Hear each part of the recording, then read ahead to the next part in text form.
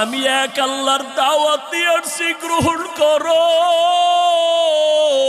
এই আসমানের মালিক আমার আল্লাহ, এই জমিনের মালিক আমার আল্লাহ।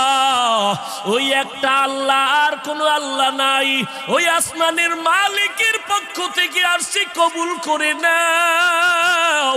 তায়েফের বেঈমানেরা কয় এটা তো সেই মুহাম্মদ মুওয়াক্কার পাগল।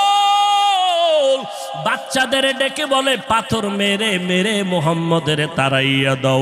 যেই নবীর শরীরের মধ্যে মশা মাছি পড়া হারাম, মেঘের খণ্ড ছায়া দেয়, আমার নবী যেন কষ্ট না পায়। ওই শরীরের মধ্যে কাফেরের গোলামেরা এমন বৃষ্টির মতো পাথর মারতেছে, পাথর পরে পরে নবীর শরীর থেকে রক্ত প্রবাহিত হইয়া জুতা আটকাইয়া গেল।